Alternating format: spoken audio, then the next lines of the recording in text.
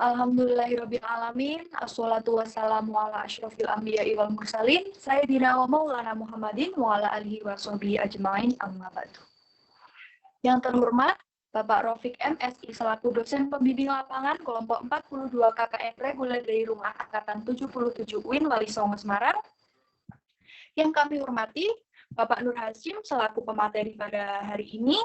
Yang kami hormati Koordinator Kelompok 42 KKN reguler dari Rumah Angkatan 77 UIN Wali Songo Semarang, segenap panitia dari Kelompok 42 KKN reguler dari Rumah Angkatan 77 UIN Wali Songo Semarang, serta seluruh peserta webinar yang berbahagia. Puji syukur kehadirat Allah Subhanahu wa Ta'ala atas limpahan rahmat, taufik, serta hidayahnya kepada kita, sehingga pada pagi hari ini kita dapat melaksanakan webinar dengan tema keadilan gender versus keadilan gender. Pada tanggal 13 November 2021 dalam keadaan sehat walafiat. Salawat serta salam senantiasa kita sampaikan kepada junjungan kita Nabi Agung Muhammad SAW yang telah memberikan bimbingannya kepada kita semua dan senantiasa kita tunggu syafaatnya di yaumil kiamah nanti. Saya ucapkan selamat datang dan bergabung dalam webinar persembahan dari kelompok 42 KKN reguler dari Rumah Angkatan 77 UIN Wali Songo Semarang. Dan webinar kali ini mengusung judul keadilan gender versus kesetaraan gender, perbedaan dan penerapannya dalam kehidupan sehari-hari. Dihadapkannya serangkaian kegiatan ini bisa bermanfaat dalam mengedukasi kepada kita semua. Amin. Selanjutnya, perkenalkan saya Bunga Cinta Nur Fatimah selaku Master of Ceremony untuk menyampaikan susunan acara pada pagi hari ini. Acara yang pertama yaitu pembukaan, yang kedua yaitu sambutan-sambutan, selanjutnya yaitu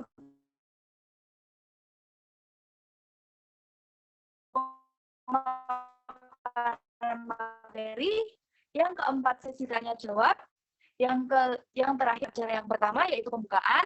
Bismillahirrahmanirrahim. Baik, acara selanjutnya yaitu sambutan-sambutan. Sambutan yang pertama akan disampaikan oleh rekan kita selaku koordinator kelompok 42 KKN reguler UIN Wali Songo Semarang. Kepada rekan kita Mas Aan Nurul Zaman, saya persilakan. Oke, terima kasih Mbak Bunga Cinta Nur Fatimah. Waktu dan layar. Yang pertama-tama, Assalamualaikum warahmatullahi wabarakatuh. Yang terhormat Bapak Dewan Pembimbing Lapangan, yaitu Bapak Rafiq MSI. Yang terhormat narasumber kita, pemateri Bapak Nur Hasim. Dan teman-teman yang saya sayangi dan saya banggakan, serta partisipan yang sudah mau bergabung dalam webinar kesetaraan gender pada pagi hari ini. Puji syukur, alhamdulillah selalu kita panjatkan kepada Allah Subhanahu wa Ta'ala yang telah memberikan rahmat dan hidayahnya sehingga kita dapat melakukan acara webinar pada kali ini dengan keadaan sehat walafiat. Amin amin ya rabbal alamin. Kedua kalinya tak lupa sholawat serta salam selalu kita curahkan kepada Nabi kita, Nabi Muhammad SAW, yang mana kita tunggu syafaatnya di yaumul qiyamah nanti. Tiga kalinya saya di sini selaku koordinator kelompok KKN RDR 42 mengucapkan banyak terima kasih kepada teman-teman, kepada partisipan yang sudah mau join dan melaksanakan acara webinar kesetaraan gender pada pagi hari ini. Yang tujuannya yaitu untuk mengedukasi masyarakat untuk mengetahui hakikat kesetaraan gender beserta penerapannya dalam kehidupan sehari-hari, yang nantinya akan dibawakan oleh narasumber kita yaitu Bapak Nur Hasim. Dan pokoknya nanti seru. Nanti banyak hal-hal yang mungkin belum kita dapat, mungkin belum kita tahu, kemudian nanti akan dijelaskan dan dipaparkan oleh Bapak Nur Hasim.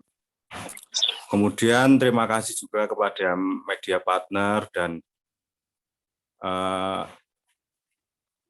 yang telah menyupport kami, yaitu oleh Ines dan kemudian Amanat. Pokoknya lancar untuk hari ini, semangat semuanya. Oke.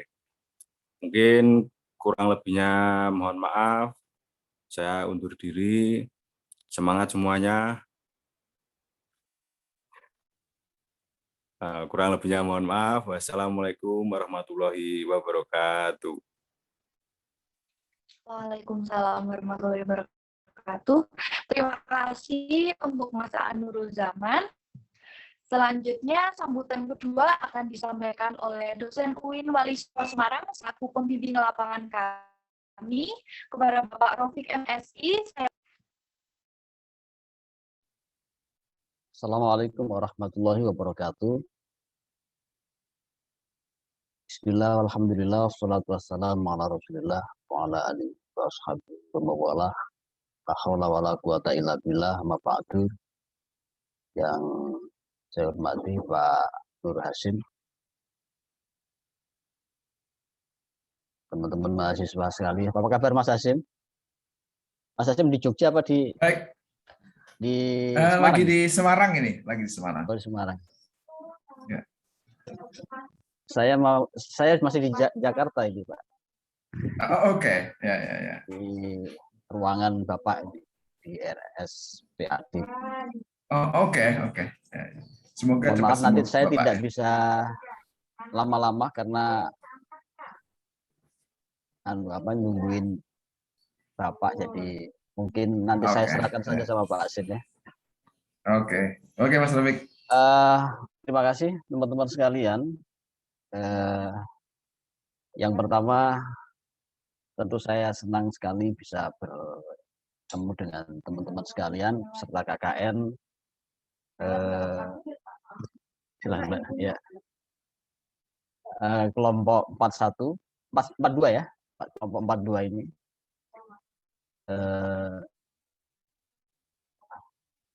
Yang pertama, saya sangat senang sekali karena udah lama ini saya nggak fokus untuk membimbing teman-teman di KKN karena sedang nungguin Bapak yang sedang sakit dirawat di Jakarta sekarang.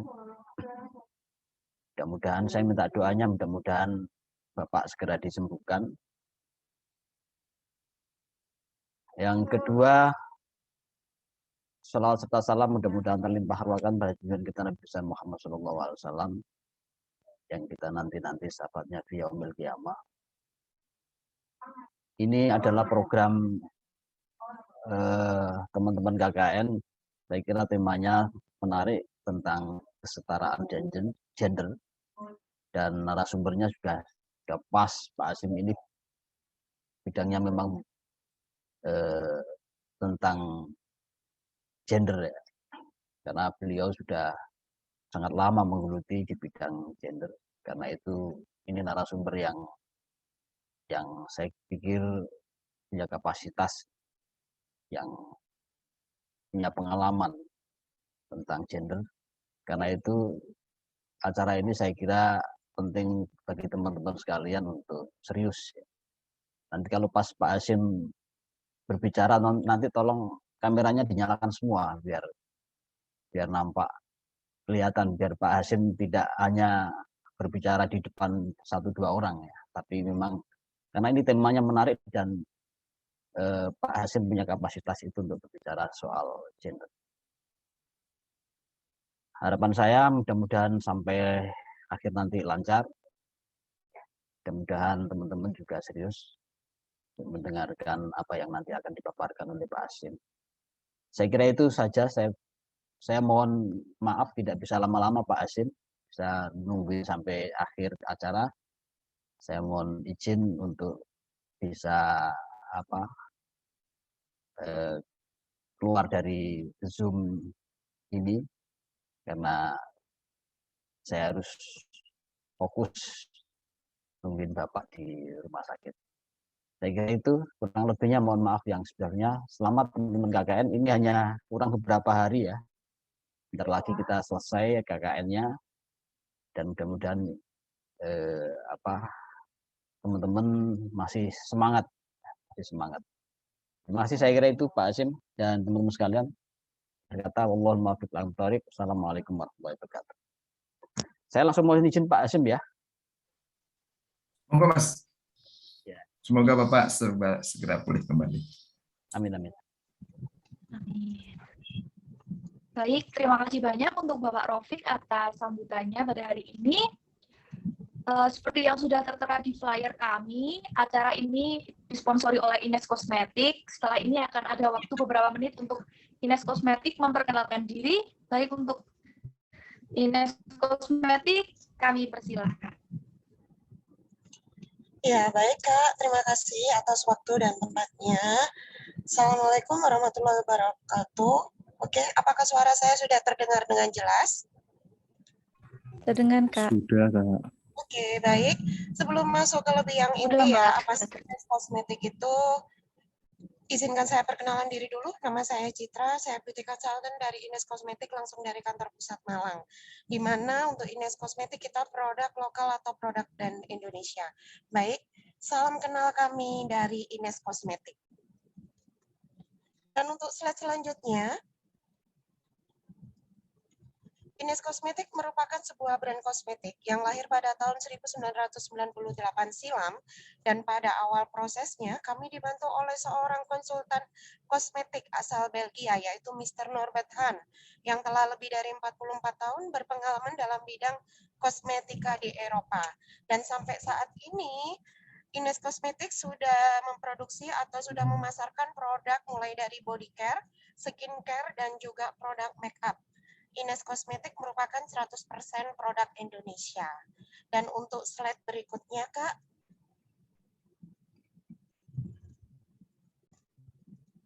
Cita-cita dari Ines Kosmetik adalah membuat perempuan memperoleh kebahagiaan dengan kulit yang sehat dan cantik, serta menyebarkan energi positifnya kepada orang-orang di sekelilingnya. Dan Ines Kosmetik mempunyai tagline Happiness with Ines. Untuk slide selanjutnya, Kak.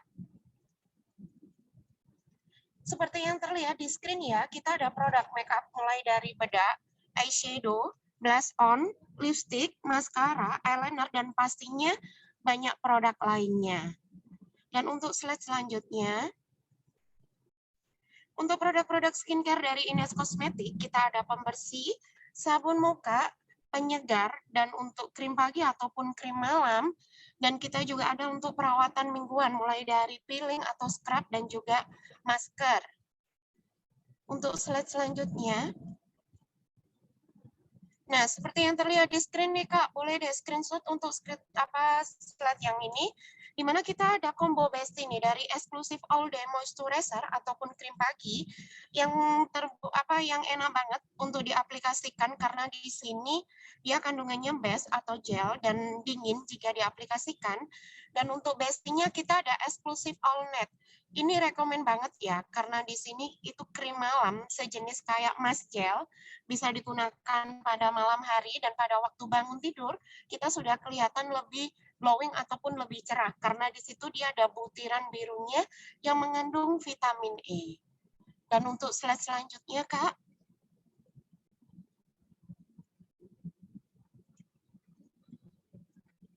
Untuk produk-produk body care dari Ines Kosmetik, kita ada all over body scrub, ada cologne, ada juga body lotion, dan pastinya kalau misalnya kakak nih berada di dalam ruangan yang ber-AC, biasanya kulitnya cenderung kekering, bisa gunakan body butter dari Ines Kosmetik. Dan untuk slide selanjutnya, untuk Ines Kosmetik bisa diperoleh di beberapa toko kosmetik terdekat, atau mungkin kakak bisa dapatkan di beberapa online shop, mulai dari Shopee, Tokopedia, JD.ID, Lazada, Zalora, Bukalapak, The Efting, Zilingo, dan beberapa online shop lainnya. Dan untuk set selanjutnya, untuk informasi yang lebih jelas dari Ines Kosmetik, kakak bisa dapatkan di Instagram dari Ines Kosmetik, ataupun FB dari Ines Kosmetik, atau bisa masuk di www.ines.co.id, atau kakak boleh deh download aplikasi My Ines di Play Store. Dan untuk slide selanjutnya, boleh deh Kak screenshot untuk slide yang ini, karena jika Kakak ingin tanya-tanya tentang produk Ines Kosmetik, atau semua all produk Ines Kosmetik, bisa dihubungi Citra di nomor 0823 3731 0731. Dan untuk selanjutnya, jangan lupa screenshot juga, karena untuk slide yang ini kita ada voucher up to 30% untuk setiap pembelian combo bestie eksklusif all day dan eksklusif all net.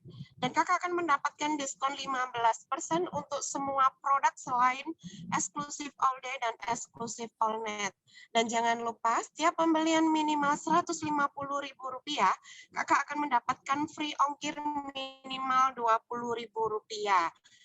Boleh deh Kak screenshot, karena di sini kita ada kode voucher dan nomor telepon dari Citra.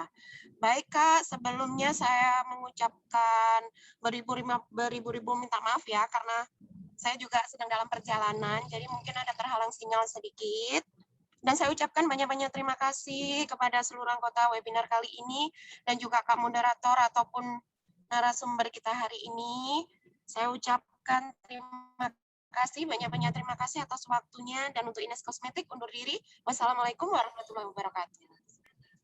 Waalaikumsalam warahmatullahi wabarakatuh. Terima kasih banyak untuk Kak Citra. Baik, kita memasuki acara yang berikutnya, yaitu acara inti dari webinar yang akan dipimpin sekaligus didampingi oleh moderator kita. Maka perkenankanlah saya untuk memberikan jalannya webinar kepada rekan saya selaku moderator pada pagi hari ini, dan izinkan juga saya memperkenalkan moderator kita yang bernama Kak Sakti Pinianti. Dia adalah mahasiswi Fakultas Psikologi dan Kesehatan, Prodi Psikologi angkatan 2018, dan Mbak Sakti ini merupakan anggota dari kelompok 42 KKN Reguler UIN Wali Songo Semarang. Baik, tidak usah berlama-lama lagi, kepada rekan kita Kak Sakti Pinianti, saya persilahkan. Baik, terima kasih kepada Kak Bunga Cinta Nur Fatimah yang sangat luar biasa. Oke, sebelumnya saya sapa dulu teman-teman hari ini. Assalamualaikum warahmatullahi wabarakatuh. Halo semuanya, bagaimana kabarnya?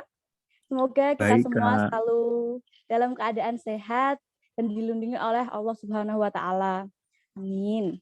Oke, sebelumnya perkenalkan kembali, nama saya Sapti Pinihanti, biasa dipanggil Sapti. Di sini saya sebagai moderator untuk memandu jalannya acara pada pagi hari ini.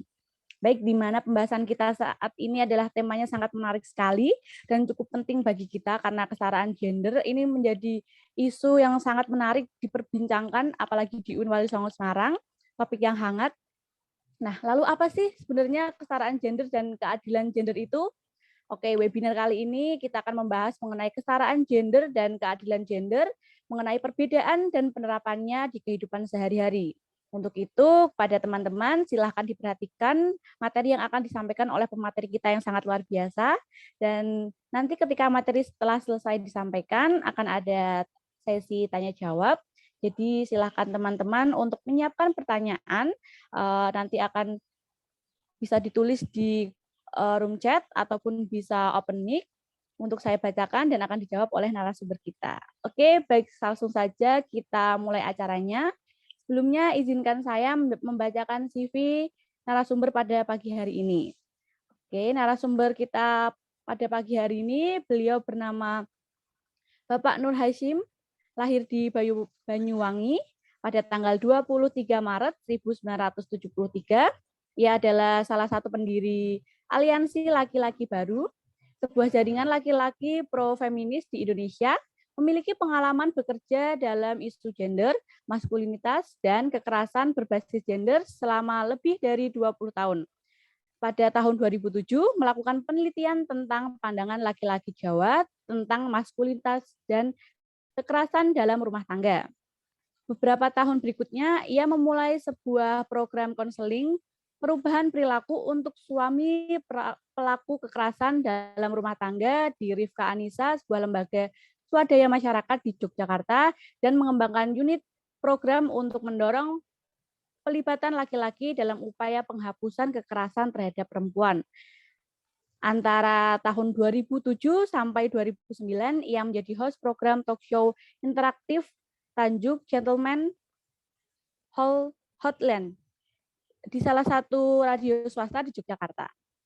Pada periode tahun yang sama, pada tahun 2007 sampai 2009, Pak Nur Hasyim juga menulis kolom 2 mingguan tentang laki-laki, maskulinitas, dan kekerasan di sebuah koran lokal Yogyakarta. Pak Nur Hasyim pernah menjadi anggota United National Secretary General Network of Men Leader and to Violence Against Women. Pak Nur Hasyim mendapatkan gelar S1 pada Fakultas Syariah YIN atau UIN Wali Songo Sunan Kalijaga Yogyakarta dan menyelesaikan program Master of University of Wollongong Australia pada tahun 2015. Saat ini sebagai aktivis, Pak Nur Hasyim mengajar pada program studi sosiologi di Fakultas Ilmu Sosial dan Ilmu Politik UIN Wali Songo Semarang. Baik,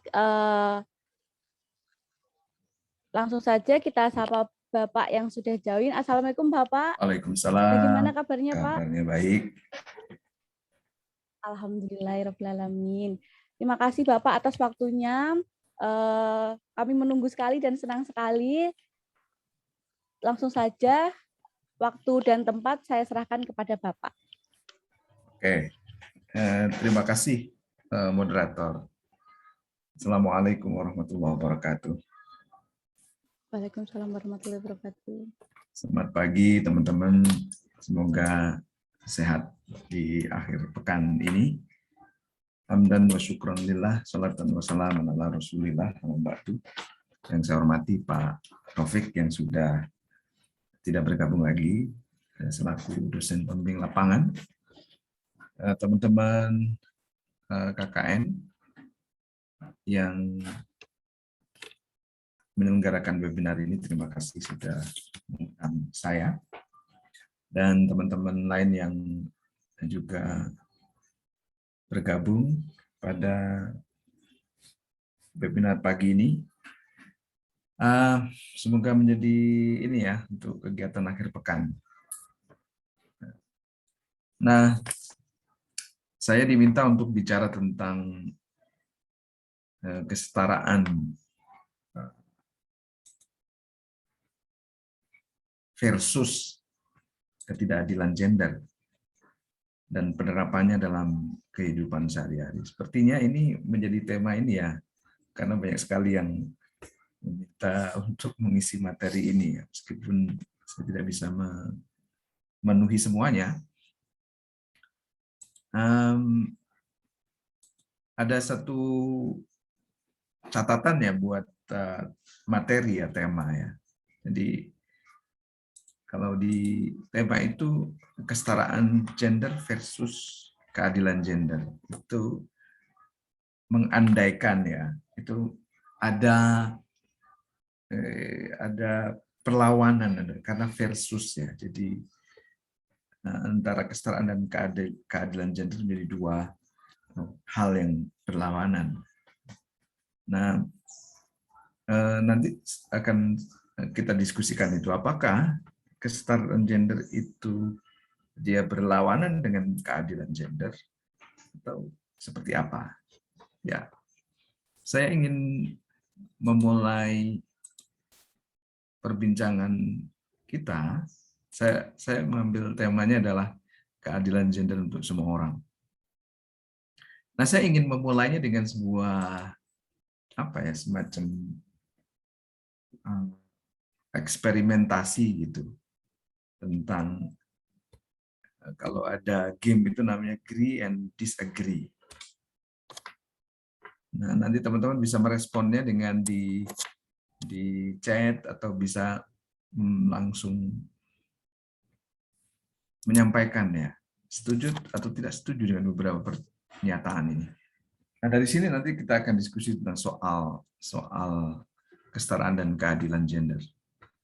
Saya ingin memulainya dengan pernyataan yang pertama. Cowok memiliki hak untuk mengungkapkan rasa cinta atau nembak. Sebaliknya, cewek menerima atau menolak saja. Setuju atau tidak setuju. Anda bisa lewat chat. Saya sayang tidak sempat tadi membuat Mentimeter atau Cohort atau Google Form ya, tapi teman-teman bisa merespon pernyataan ini. Anda setuju nggak dengan pernyataan itu? Bahwa cowok itu memiliki hak untuk mengungkapkan rasa cinta, nembak. Dan sebaliknya cewek itu hanya terima atau nol aja.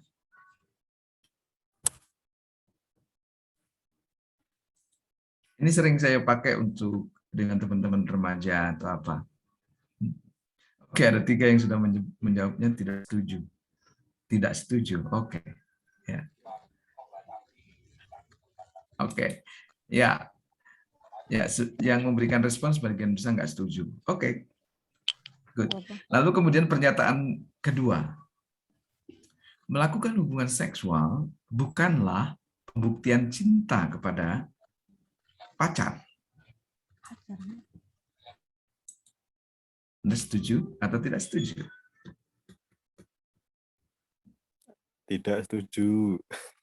Oke, tidak setuju. Oke, ya. Oke, kemudian berikutnya. Daripada zina, anak perempuan itu lebih baik dinikahkan meskipun usianya masih anak. Usianya itu 18 tahun.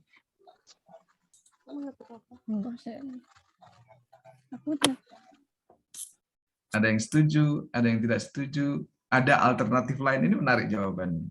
Tidak setuju, banyak alternatif yang lain. Nah, saya ingin dengar nih, sebelum saya bahas lebih, karena ada respon yang menurut saya menarik ya. Siapa ini?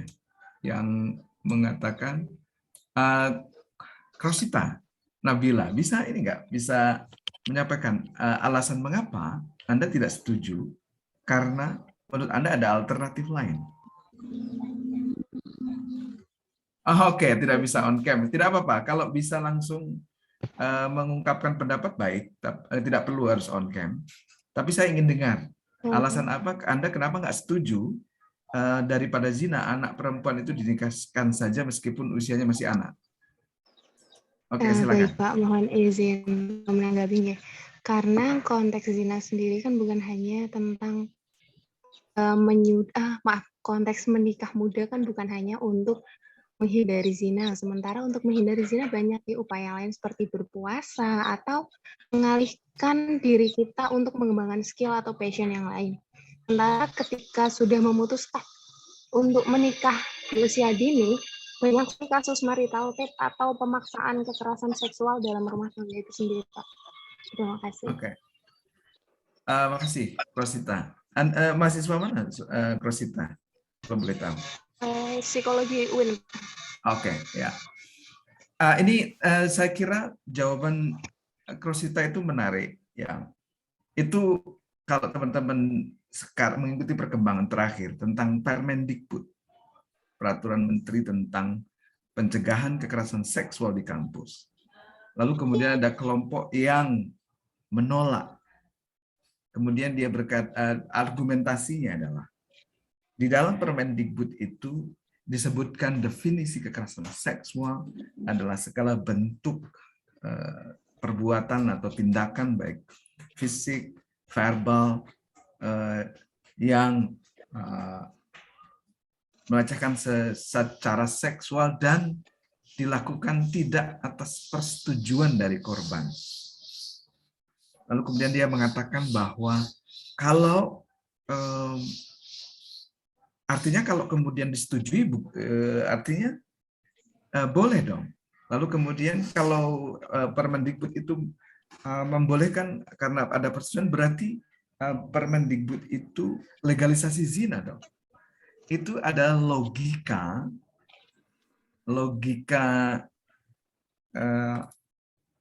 yang cacat sebenarnya. Jadi ada yang mengatakan sesat pikir. Jadi kalau misalnya tadi opsinya kan pacaran atau menikah gitu ya. Gitu. Karena kalau dibayangkan kalau tidak menikah itu adalah kemungkinan zinanya menjadi lebih besar. Ya. Jadi kemudian tidak ada opsi, jadi menikah atau zina akan jadinya berpikirnya begitu. Kemudian seakan-akan tidak ada opsi lain seperti yang dikatakan oleh Rosita tadi. Itu adalah logika-logika, ada yang mengatakan itu sebagai sebuah bentuk cara berpikir yang sesat gitu. Ya. Oke, berikutnya. Ya, ini nanti kaitannya dengan soal pandangan kita tentang soal gender ya nanti. Yang keempat, menstruasi itu adalah proses alamiah dan normal. Maka cewek yang sedang menstruasi tidak berarti kotor.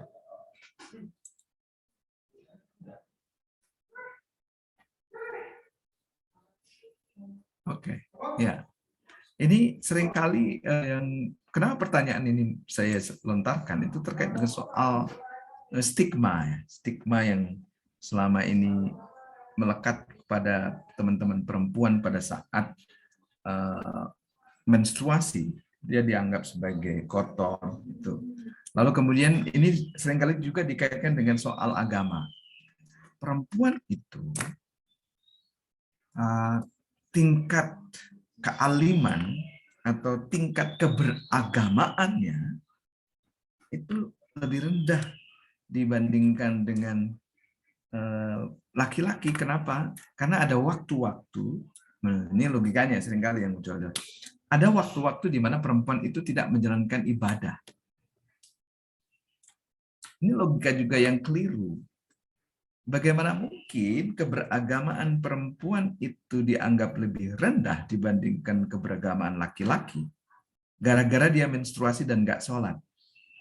Padahal perempuan menstruasi dan tidak sholat itu menjalankan perintah agama. Bagaimana mungkin perempuan yang menjalankan perintah agama dianggap keberagamaannya lebih rendah dibandingkan dengan laki-laki? Itu adalah juga cara pandang yang sesat menurut saya, sesat pikir, logika berpikir yang cacat gitu. Dan itu mengapa begitu? Karena keyakinan-keyakinan mereka tentang soal gender juga gitu. Oke. Lalu yang kelima, cinta itu tidak harus memiliki. Setuju apa enggak?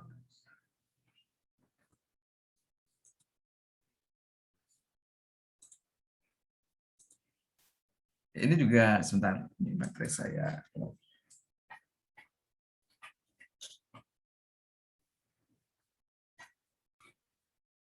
Oke, ini kan sering ada dengar tuh, lagi punya gebetan gitu, kemudian nembak gitu, tapi ternyata tidak jadian karena beda prinsip. Yang satunya prinsipnya mau, yang satunya prinsipnya tidak mau, jadi nggak ketemu. Jadi lalu kemudian yang ditolak itu mengatakan cinta tidak harus memiliki. Oke, setuju ya. Nanti kita cek dengan pernyataan berikutnya. Cinta itu tidak boleh memiliki. Bagaimana menurut Anda? Cinta itu tidak boleh memiliki. Setuju atau tidak setuju dengan pernyataan itu?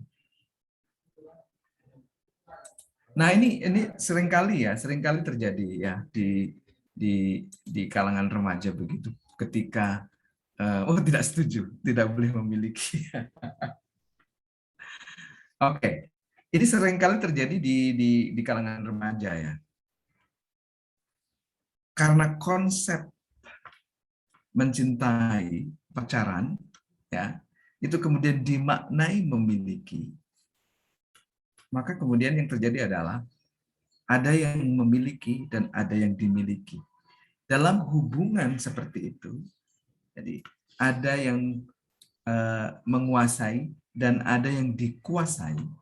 Dalam pola-pola hubungan seperti itu seringkali beresiko terjadinya soal kekerasan dalam pacaran. Misalnya ada kasus misalnya tadi yang pernyataan yang kedua misalnya. Jadi ada yang mengatakan bahwa sebagai bukti cinta itu bisa nggak kamu buktikan cintamu itu misalnya dengan melakukan hubungan seksual. Ya, jadi dan seterusnya. Ya. Jadi di dalam relasi-relasi itu yang kemudian terjadi karena konsep mencintai itu dimaknai sebagai konsep memiliki, maka cinta kemudian dimaknai sebagai proses penguasaan. Nah, kemudian hubungan pacaran itu diterjemahkan sebagai hubungan menguasai dan dikuasai. Nah, di dalam pola hubungan seperti itu, kekerasan dalam pacaran itu berisiko terjadi. Gitu. Karena ada yang menjadi objek dan ada yang menjadi subjek. Maka pernyataan yang terakhir itu menurut saya menjadi lebih tepat bahwa cinta itu tidak boleh memiliki. Jadi kalaupun Anda mencintai pasangan Anda dan Anda jadian, Anda tetap harus melihat pasangan Anda adalah individu yang independen dan individu yang dia adalah subjek independen dan dia memiliki integritas atas tubuh dia sendiri. Lalu kemudian Anda harus memandangnya sebagai pribadi yang unik, yang berbeda cara berpikirnya dengan Anda, dan Anda harus menghargai dan menghormati cara berpikir pasangan Anda. Lalu kemudian Anda tidak memaksakan cara Anda berpikir pada pasangan Anda itu. Karena kalau Anda memaksakan itu, berarti Anda menganggap pasangan Anda itu sebagai individu yang berada pada kendali dan kontrol Anda karena Anda memaksanya agar memiliki cara pandang, misalnya selera, hobi, dan segala macam yang sama dengan Anda. Dan itu adalah bukan mencintai. Atau Anda mencintai jadian, kemudian tiba-tiba setiap 3 jam dicek di mana kamu ngapain dengan siapa. Dan Anda mengatakan bahwa saya melakukan ini karena mencintai. Itu mencintai atau mengontrol. Itu mencintai atau menguasai. Dalam perspektif saya, mencintai itu mesti membebaskan. Jadi membebaskan pasangan Anda untuk menjadi dirinya sendiri. Dan seterusnya. Oke, teman-teman, pernyataan-pernyataan ini sebenarnya tadi berkaitan soal misalnya cowok memiliki hak untuk mengungkapkan rasa cinta lebih dulu, dan perempuan hanya menjadi objek yang menerima atau menolak saja. Ini soal bagaimana kita memandang laki-laki dan perempuan. Konsep tentang laki-laki nembak itu adalah konsep yang meletakkan laki-laki sebagai subjek, perempuan sebagai objek. Dan di dalam memandang laki-laki dan perempuan seperti itu, artinya Anda melihat laki-laki dan perempuan itu tidak setara, tidak equal. Yang biasanya kemudian seringkali terjadi ketidakadilan itu karena cara pandang Anda bahwa laki-laki dan perempuan itu memiliki kedudukan yang berbeda dan ada yang satu lebih tinggi, yang lainnya lebih rendah. Kemudian soal melakukan hubungan seksual bukanlah hubungan, itu juga terjadi karena soal pemaknaan tadi. Konsep mencintai itu adalah menguasai dan seringkali yang berkuasa itu adalah cowok, yang dikuasai adalah cewek di dalam masyarakat kita yang patriarkal. Dan seterusnya, dan seterusnya. Jadi ini sebagai pembuka ya teman-teman untuk merefleksikan. Anda memiliki cara pandang yang melihat laki-laki dan perempuan itu memiliki status dan kedudukan yang setara atau tidak. Kalau Anda menganggap betul bahwa cowok itu yang nembak, maka ada persoalan dengan cara pandang Anda. Kalau Anda memiliki pandangan bahwa mencintai itu adalah memiliki, menguasai, maka ada problem di situ. Ketika Anda menganggap bahwa perempuan itu meskipun dia berstatus anak harus dinikahkan daripada zina, Anda juga punya problem dengan itu, dengan persoalan kesetaraan dan keadilan gender. Nah, lalu jika demikian, apa itu kesetaraan gender, keadilan gender, atau kedua-duanya? Nah, ini ada 3 gambar. Ya. Jadi, teman-teman, kalau Anda lihat gambar yang pertama, apa masalahnya? Jadi ini ada 3 orang, lalu kemudian ada tembok, sedang melihat permainan di tengah lapangan. Kemudian yang 3 gambar ini adalah tentang bagaimana cara kita memperlakukan tiga orang ini. Yang pertama adalah kita menganggap setiap orang itu sama. Lalu kita memberikan dukungan yang sama kepada tiga orang itu dalam bentuk memberikan pijakan yang sama.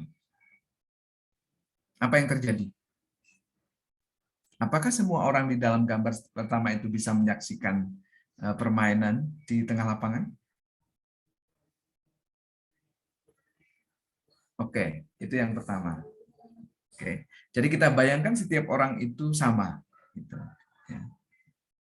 Jadi lalu kemudian kita beri dukungan yang sama. Ya. Lalu kemudian dengan asumsi ketika orang itu kita beri dukungan yang sama, dia akan berdampak pada yang sama.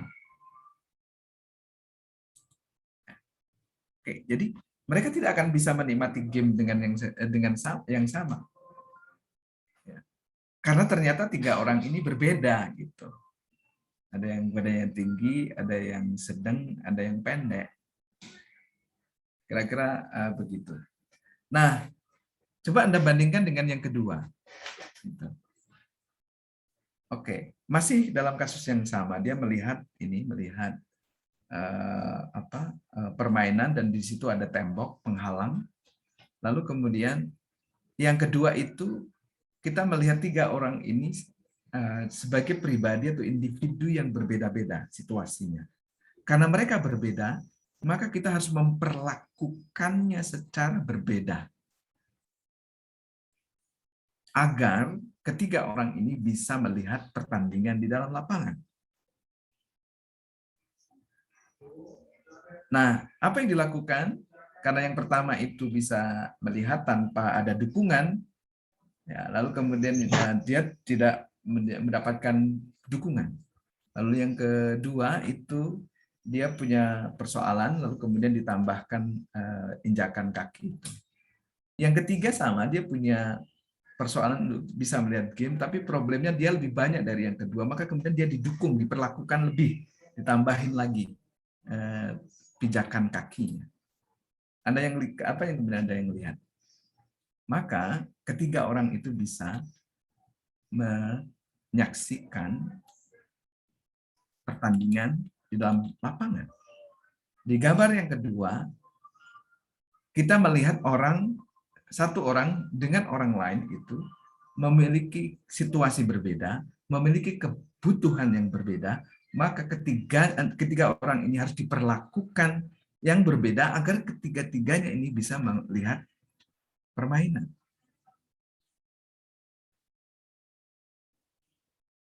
Coba kita lihat yang ada cara lagi yang lain. Di gambar pertama dan di gambar kedua ada tembok penghalang. Tembok yang menghalangi orang untuk kemudian melihat pertandingan di dalam lapangan itu. Yang menghalangi orang untuk bisa melihat. Ya. Nah, ada cara yang ketiga. Kita tidak perlu memperlakukan tiga orang yang memiliki keadaan dan kebutuhan yang berbeda itu secara berbeda kalau tembok yang menghalangi orang untuk melihat pertandingan itu dihilangkan. Maka ketika tembok itu kita hilangkan, maka ketiga orang itu bisa melihat pertandingan tanpa harus mereka diperlakukan secara berbeda. Karena tembok penghalangnya sudah dihilangkan. Nah, teman-teman, dari gambar ini kita bisa lihat bahwa gambar yang pertama itu disebut dengan netral gender. Kita berpikir bahwa laki-laki, perempuan itu sama saja, maka kita support atau dia perlakukan secara sama, kita asumsi bahwa laki-laki dan perempuan itu bisa mengakses pendidikan, misalnya ya pendidikan itu secara sama. Jadi asumsinya bahwa semua orang akan mendapatkan kemanfaatan dari dukungan akses yang sama, jadi mereka diperlakukan sama. Ya. Jadi contohnya begini, ada dosen sama-sama master, satunya laki-laki, satunya perempuan. Kemudian ada peluang untuk mendapatkan beasiswa luar negeri untuk mengambil PhD. Ya. Lalu kemudian kita perlakukan syarat yang sama. Misalnya TOEFL-nya 7 atau IELTS-nya 7. Kemudian menulis paper berbahasa Inggris misalnya 3 paper untuk bisa dipublish di jurnal internasional. Ya. Lalu kemudian syarat satu lagi misalnya menulis buku. Lalu kemudian syarat ini kita perlakukan yang sama kepada kandidat yang laki-laki dan perempuan tadi itu. Ya. Kemudian kita lihat bahwa situasinya yang perempuan, dia adalah ibu muda dengan 2 anak kembar yang dia baru lahirkan 6 bulan yang lalu. Kemudian yang satunya ini, dia baru menikah juga, dia juga punya anak, tapi laki-laki. Lalu kita bisa lihat, dosen muda perempuan tadi itu, dia harus mengurus anak yang kembar itu. Lalu kemudian juga ngurusin ruang domestik, misalnya ngurus rumah, mencuci, ngepel, dan segala macam. Lalu kemudian dia juga harus masak, ngurusin suaminya, dan segala macam. Kira-kira antara 2 dosen ini yang akan bisa mendapatkan beasiswa itu yang mana? Dosen perempuan atau dosen laki-laki? Saya bisa pastikan dosen laki-laki yang bisa memenuhi kualifikasi tadi itu. Nulis 3 jurnal berbahasa Inggris, kemudian mendapatkan IELTS 7, lalu kemudian menulis buku. Karena apa? Karena yang laki-laki ini dia tidak ngurusin anak. Dia tidak misalnya memikul beban ya, beban-beban domestik dan segala macam. Maka yang terjadi apa? Perempuan jelas akan tertinggal. Yang bisa mengakses scholarship itu adalah dosen yang laki-laki. Kalau kita memperlakukan seperti di gambar yang pertama, itu namanya netral gender. Lalu kenapa sih kemudian perempuan itu tertinggal terus? Karena situasinya seperti itu. Perempuan banyak penghalang, itu tembok, kita andaikan tembok tadi itu. Dia harus beban pekerjaan tak berbayar, mengasuh dan segala macam. Lalu kemudian gimana mengatasinya? Kita harus memperlakukannya secara berbeda. Gimana caranya? Karena dengan mempertimbangkan situasi perempuan, maka kemudian khusus untuk yang dosen perempuan itu hanya nulis satu artikel untuk jurnal internasional, ya. Kemudian IELTS-nya itu 6,5, lalu kemudian buku itu tetap nulis buku. Mengurangi jumlah paper yang 3 menjadi 1 untuk yang kandidat perempuan, menurunkan skor IELTS dari 7 ke 6,5 untuk kandidat perempuan, itu namanya memperlakukan secara setara. Itu namanya setara. Kesetaraan gender itu.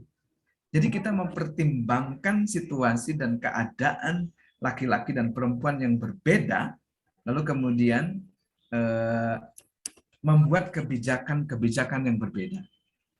Agar laki-laki dan perempuan itu memiliki kesempatan untuk bisa mengakses beasiswa itu. Itu namanya kebijakan-kebijakan afirmasi. Maka kesetaraan gender itu adalah perlakuan. Dia proses. Dia perlakuan kepada perempuan secara fair. Ya, dengan mempertimbangkan keadaan-keadaan itu. Karena apa? Karena masih ada temboknya. Masih ada temboknya tadi itu. Perempuan harus bertanggung jawab pekerjaan domestik, dan seterusnya, dan seterusnya. Karena masih ada penghalang seperti itu, maka kemudian buatlah kebijakan-kebijakan khusus untuk perempuan. Namanya kebijakan afirmasi. Dan itu disebut dengan kesetaraan gender. Nah, kalau kemudian kebijakan kesetaraan gender tadi itu, kesetaraan gender memperlakukan secara berbeda agar laki-laki dan perempuan itu berproses bersama secara fair, itu adalah kebijakan sementara. Kalau kemudian perempuannya sudah bisa mendapatkan beasiswa, lalu mendapatkan gelar PhD dan segala macam, lalu kemudian kita yang tujuan berikutnya adalah keadilan. Jadi penghalangnya itu dihilangkan. Tadi tentang beban-beban domestik, pengasuhan, kerja-kerja tak berbayar yang selama ini dibebankan kepada perempuan, itu kemudian menjadi tanggung berjawab bersama antara laki-laki dan perempuan. Kalau laki-laki dan perempuan mengambil tanggung jawab sama terhadap pekerjaan domestik tadi, yang anaknya kembar, ngurusin rumah, kemudian ngurusin makan dan segala macam, itu ditanggung bersama. Yang tadi kandidat yang laki-laki yang itu juga dia bersama istrinya berbagi peran dan segala macam, itu namanya kita menghilangkan struktur atau penghalangnya ini. Dengan begitu, kalau semuanya terjadi, maka kemudian kita tercipta apa yang disebut dengan keadilan gender.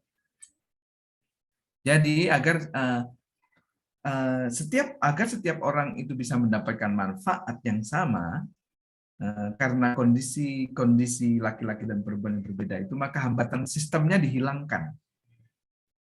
Tadi tembok penghalangnya itu dihilangkan. Itu ilustrasi saja. Nah, dengan demikian, maka kesetaraan gender dan keadilan gender itu bukan dua hal yang bertolak belakang, tapi dia adalah rangkaian. Untuk mencapai keadilan gender, kita mulai dari kesetaraan gender. Dengan kesetaraan gender itu memungkinkan kita bisa mewujudkan keadilan gender.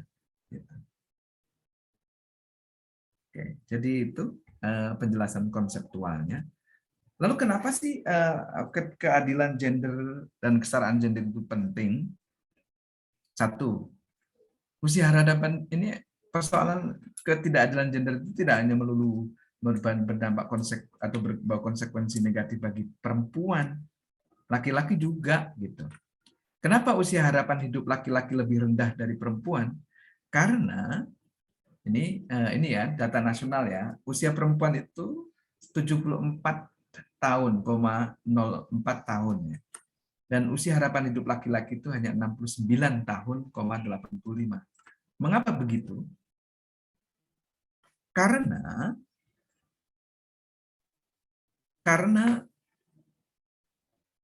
adanya ekspektasi yang luar biasa kepada laki-laki. Dia sebagai pencari nafkah utama, nggak boleh nampak lemah, dia nggak boleh nunjukin kesedihan, dia harus mokoi, tanggung dan seterusnya. Banyak laki-laki kemudian dia mengalami tekanan, stres, dia punya problem kesehatan mental, angka bunuh diri juga lebih tinggi dari perempuan 3 kali lipat. Dan itu adalah akibat dari norma-norma gender yang ada di masyarakat.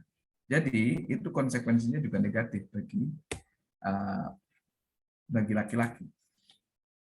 Lalu kemudian angka bunuh diri laki-laki itu juga lebih tinggi, 3 kali lipat dari angka bunuh diri perempuan.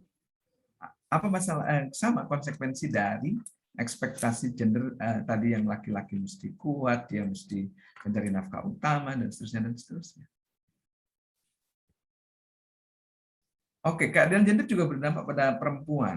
Ada soal kekerasan terhadap perempuan. Karena perempuan dianggap sebagai objek, maka kemudian seringkali perempuan itu juga mengalami kekerasan. Perempuan juga tadi dalam cerita dosen perempuan yang akan berkompetisi dapat beasiswa, seringkali perempuan mengalami beban ganda. Dia harus melakukan kerja-kerja publik, tapi dia harus dibebani juga pekerjaan-pekerjaan domestik, ngurus anak, ngurus rumah, dan seterusnya.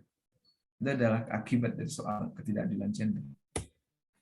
Perempuan itu juga disubordinasi dari berbagai institusi. Perempuan itu berada pada posisi-posisi yang nggak strategis. Jadi mereka misalnya hanya 24 yang berada pada posisi manajer, senior manager, gitu. Sebagian besar diduduki oleh laki-laki. Perempuan juga mengalami kemiskinan. Banyak perempuan miskin karena soal ketidakadilan gender tadi. Nah, kalau demikian, apakah kesetaraan dan keadilan gender itu hanya menguntungkan perempuan? Iya, memang perempuan diuntungkan karena keadilan gender itu dalam rangka untuk memberdayakan perempuan. Jadi perempuan itu kemudian kondisi dan situasi dan kondisi perempuan itu berubah, dia menjadi lebih sehat secara fisik, sehat secara psikologis, sehat secara seksual, kemudian juga perubahan-perubahan posisi perempuan terkait dengan akses dan kontrol perempuan terhadap sumber daya. Tadi itu misalnya keadilan gender itu mungkin perempuan untuk misalnya mengakses beasiswa S3, mengakses untuk bisa menjadi calon anggota legislatif, untuk menjadi calon kepala daerah dan segala macam. Keadilan gender itu diharapkan mendorong semua itu. Kemudian juga keadilan gender itu juga akan menghilangkan norma-norma sosial yang selama ini merendahkan dan membenci perempuan. Misalnya praktek pernikahan usia anak itu merendahkan perempuan. Kemudian praktek sunat untuk perempuan itu juga dengan keadilan gender diharapkan dihilangkan karena itu adalah praktek-praktek yang membenci perempuan. Anda bisa bandingkan tuh kalau laki-laki sunat itu alasannya baik-baik untuk kesehatan dan segala macam. Tapi untuk perempuan alasannya apa? Agar perempuan itu tidak menjadi liar dan binal. Itu kan alasan-alasan yang membenci perempuan. Selain memang praktek sunat perempuan itu juga sangat berbahaya dan alasannya juga sangat diwarnai kebencian terhadap perempuan. Nah, apakah selalu begitu? Enggak juga. Maksudnya apakah selalu menguntungkan perempuan? Keadilan gender itu juga untuk kepentingan laki-laki. Satu, kenapa begitu? Karena dengan keadilan gender itu membuat laki-laki itu bisa menjadi dirinya sendiri. Dan tidak dituntut seperti Ade Ray misalnya, yang tubuhnya macho, kemudian ada six pack di perutnya, dan seterusnya. Dia bisa menjadi dirinya sendiri, memilih profesi yang diinginkan, tidak harus tanpa takut untuk kemudian dianggap memilih profesi yang itu bukan laki-laki. Misalnya jadi guru PAUD, menjadi menjadi penata rambut, menjadi make up artist, dan seterusnya. Laki-laki tidak perlu khawatir untuk memilih, karena itu sebagai konsekuensi dari keadilan gender. Laki-laki juga kemudian lebih sehat dan bahagia fisik dan psikisnya. Tadi kemudian karena dia diberi ruang untuk misalnya mengekspresikan kesedihan tanpa takut dianggap tidak laki-laki. Dia memiliki kedekatan dengan anak, dengan pasangan, jadi kemudian dia hubungan dia dengan orang-orang yang dia cintai menjadi lebih dekat dan bermakna. Laki-laki tidak hanya dilihat sebagai security atau sebagai ATM. Jadi urusannya kalau urusan dengan uang misalnya, anak itu ya urusannya dengan bapak. Kalau anaknya nakal diurusin dengan bapak. Maka bapak kemudian diingat oleh ayahnya, anak-anaknya itu yang ngasih duit dan galak, misalnya itu. Jadi kan nggak begitu.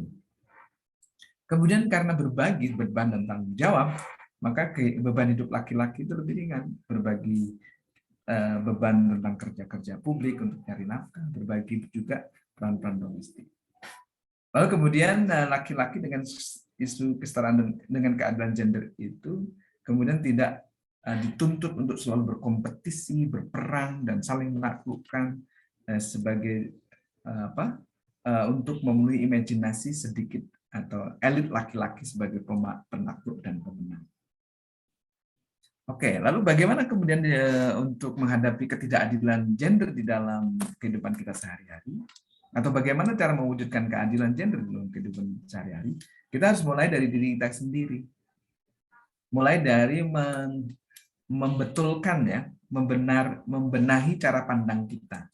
Tadi tentang konsep bahwa laki-laki itu subjek, perempuan itu objek. Jadi soal misalnya mengungkapkan rasa cinta, ya perempuan yang nembak, laki-laki yang nembak, perempuan yang harus hanya menerima dan menolaknya.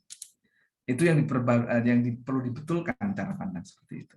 Laki-laki dan perempuan sama-sama subjek, tidak ada yang menjadi objek.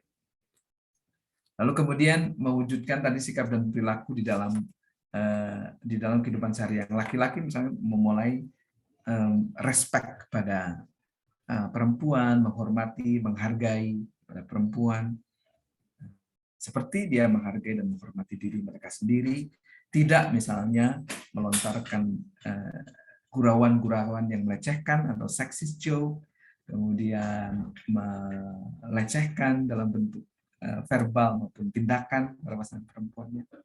Dari berbagi, bekerja sama, dan seterusnya. Dimulai dari sikap dan perilaku di dalam kehidupan sehari-hari.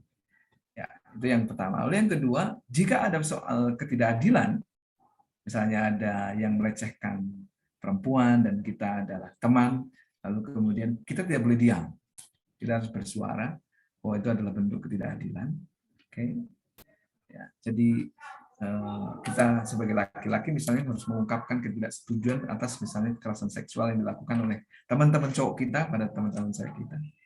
Dan itu mesti diungkapkan dan justru tidak misalnya mendukung atau merayakan misalnya kalau ada cowok laki-laki yang melecehkan perempuan misalnya. Kemudian yang ketiga itu adalah mengambil aksi-aksi untuk mempromosikan kesetaraan dan keadilan gender. Seperti dalam ruang kali ini, diskusi, webinar, tapi juga dalam bentuk aksi-aksi konkret, misalnya terlibat dalam kampanye, misalnya mendukung Permendikbud tentang penghapusan kekerasan seksual di kampus. Itu adalah wujud aksi-aksi konkret. Ya. Dan mendukung misalnya kepemimpinan perempuan, kalau ada kompetisi di organisasi-organisasi mahasiswa lalu ada kandidat perempuan, kita tunjukkan support dan dukungan kita kepada pemimpin-pemimpin perempuan itu. Itu adalah melakukan aksi untuk menciptakan keadilan gender.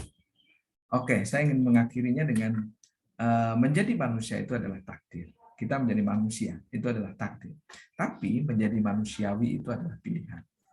Jadi kita pilihannya menjadi manusiawi atau tidak manusiawi. Mendukung keadilan gender adalah artinya kita memilih menjadi manusiawi, menolak keadilan dan kesetaraan gender itu artinya kita tidak memilih menjadi atau memilih menjadi tidak manusiawi. Lalu bagaimana?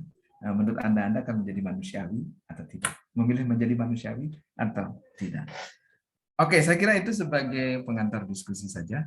Teman-teman, kita bisa lanjutkan dengan diskusi. Mohon maaf jika ada yang kurang, saya kembalikan ke moderator. Baik Bapak, terima kasih atas penyampaian materinya, sangat luar biasa. Terpukau saya ini melihat materinya. Oke teman-teman, materi telah disampaikan. Kita memasuki sesi tanya jawab dan juga berdiskusi. Bagi teman-teman yang memiliki pertanyaan, silakan ditulis di room chat ataupun bisa langsung on mic. Seperti itu. Baik Bapak, sambil menunggu pertanyaan dari teman-teman, mungkin saya izin bertanya mengenai kesetaraan gender ini. Oke, silakan. Menurut Bapak melihat kondisi kita di sini, di UIN, di Indonesia ini, apakah kita sudah memanusiakan manusia gitu Bapak?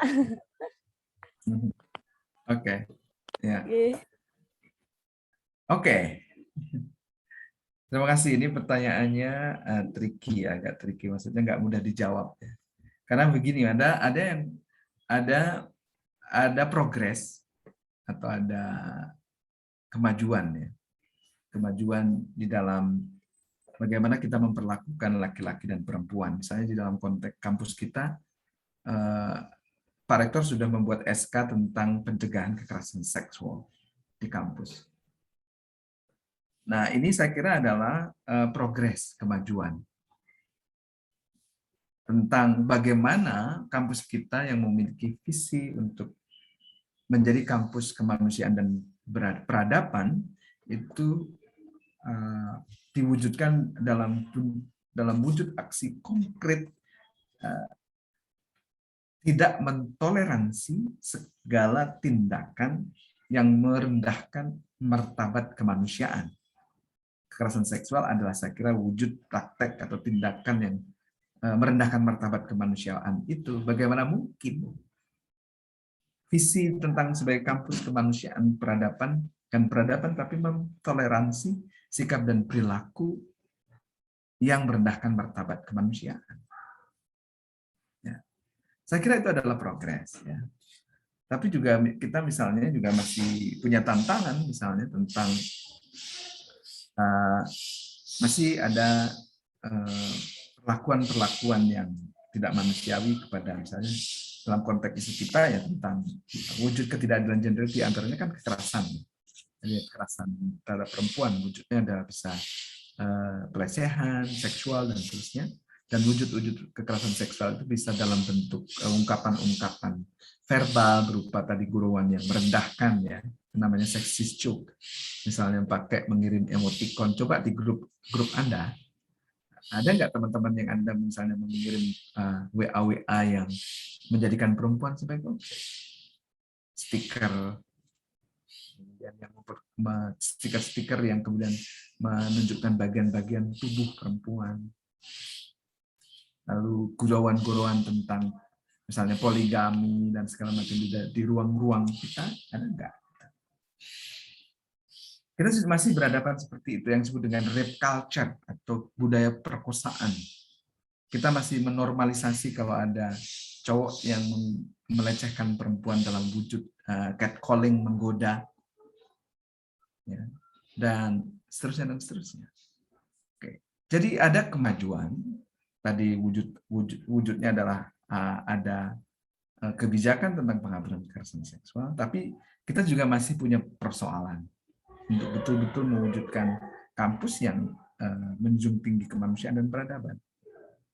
Di Indonesia saya kira secara nasional kita juga masih punya problem. Data survei pengalaman hidup perempuan secara nasional menunjukkan 1 dari 3 perempuan di Indonesia itu mengalami kekerasan fisik dan atau seksual selama hidupnya dalam survei itu. Jadi kalau kita bayangkan ini di sini ada 3 orang ya di ruangan di forum ini sederhananya ya. Nah, jadi kalau ada 3 perempuan, 1 pasti mengalami kekerasan seksual.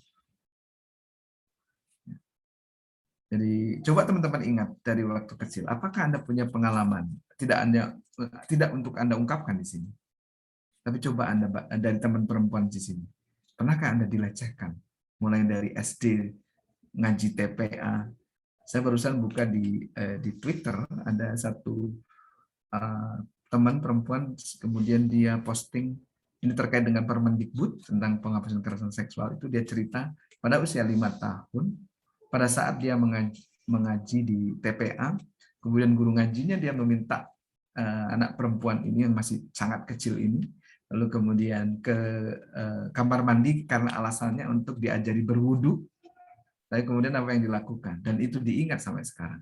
Tapi begitu dia posting, teman-teman yang reply, dia cerita hal yang sama pada masa kecil, ada yang di SD oleh gurunya, ada yang sedang berangkat ke sekolah, ada orang lewat, tiba-tiba kemudian menyentuh bagian tubuhnya, ada omnya sendiri, ada macam-macam. Sekaligus menegaskan tadi itu, survei secara nasional, 1 dari 3 perempuan di Indonesia itu mengalami kekerasan fisik dan atau seksual selama hidupnya. Itu menandakan bahwa negara ini, bangsa ini belum manusiawi terhadap perempuan. Itu. Jadi saya kira itu ada progres, ada kemajuan, tapi masih ada banyak pekerjaan rumah terkait bagaimana membangun kesetaraan dan keadilan gender, memanusiakan baik laki-laki maupun perempuan. Saya ingin lagi menegaskan bahwa pada saat laki-laki melecehkan perempuan, pada dasarnya dia tidak sedang merendahkan martabat, tidak hanya ya merendahkan martabat perempuan, tapi sebenarnya dia sedang merendahkan martabat dirinya sendiri, martabat kemanusiaan dirinya sendiri. Dan ini bisa terjadi siapa saja, laki-laki juga rentan menjadi korban. Ya, dari laki-laki lain, misalnya ada kasus-kasus pelecehan yang juga dilakukan oleh laki-laki lain. Saya kira itu jawaban saya. Terima kasih. Ya Bapak, terima kasih atas jawabannya. Berarti kita harus menerapkan edukasi kesetaraan gender ini dari dini dan harus disosialisasikan terus ya Bapak ya. Ini sudah ada pertanyaan yang masuk. Izinkan saya membacakan pertanyaan pertama. Dari Assalamualaikum warahmatullahi wabarakatuh. Bapak, saya Vina Vitaloka Tripamungkas. Izin bertanya, bagaimana untuk mengatasi norma-norma masyarakat yang masih saja merendahkan wanita seakan-akan wanita itu nomor 2. Lebih lagi dengan masyarakat yang masih berpikir wanita itu tidak perlu berpendidikan tinggi karena sejatinya nanti akan bekerja di dapur. Padahal seseorang wanita memiliki peluang melebihi laki-laki. Terima kasih. Monggo Bapak. Terima kasih, Vina. Ya, tantangan kita itu adalah ketika ketidaksetaraan dan ketidakadilan gender itu dia melembaga. Melembaga itu ya terinstitusionalisasi atau institutionalize kalau dalam bahasa Inggris itu. Ya, dia bukan hanya persoalan perilaku-perilaku sesaat gitu ya, tetapi dia menjadi pola, pattern. Ya, jadi kita contohnya saja begini. Cara pandang yang merendahkan perempuan itu kan tidak hanya dimiliki oleh satu orang, tapi banyak orang. Ya. Kemudian yang memiliki cara pandang bahwa perempuan itu nggak perlu sekolah tinggi-tinggi itu bukan 1-2 orang, tapi banyak orang. Itu yang saya sebut sebagai pola, pattern ya di dalam masyarakat kita. Nah, kemudian pola-pola itu mewujud ya menjadi yang disebut dengan norma sosial. Dan norma sosial itu seperti pilar yang dia menopang bangunan masyarakat kita. Itu masalahnya. Ya. Lalu kemudian karena dia sudah pola begitu menjadi struktur sosial dalam wujud norma, maka kemudian diwariskan dari satu generasi ke generasi. Maka yang mesti dilakukan apa menghadapi itu? Ya menghentikan regenerasi atau transmisi, pemindahan, penularan, nilai-nilai yang tidak adil gender itu pada generasi berikutnya. Caranya bagaimana? Kita bangun tradisi baru, kita bangun norma-norma sosial baru.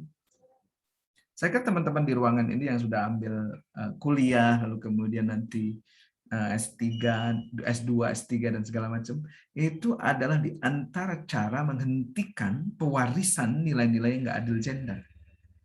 Termasuk teman-teman tadi, begitu misalnya memutuskan ingin menikah, Anda harus pastikan bahwa menikah tidak menghalang keinginan-keinginan Anda untuk mengembangkan potensi maksimal yang Anda miliki. Kalau mau menikah, cek dulu tuh pandangan dan cara berpikir pasangan Anda. Apakah memaknai mencintai sebagai yang membebaskan, atau mencintai dengan dimaknai menguasai? Seseorang yang mencari pasangan untuk menjadi pasangan dan tidak sedang mencari pembantu di dalam rumah tangga.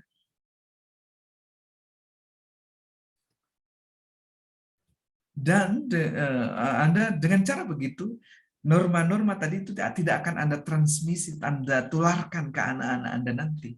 Karena anak perempuan Anda dan anak laki-laki Anda akan melihat Anda. Anda akan menjadi role model bagi anak-anak Anda. Kalau anak laki-laki melihat ibunya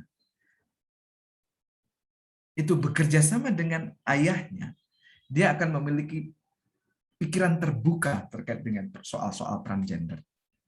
Dan anak-anak perempuan yang melihat ibunya sangat confident, mengambil peran-peran penting di dalam rumah dan di luar rumah, Anda akan mendidik anak-anak perempuan Anda menjadi anak-anak perempuan yang confident dan percaya diri. Jadi Anda akan mendidik anak laki-laki Anda yang peduli dan empati.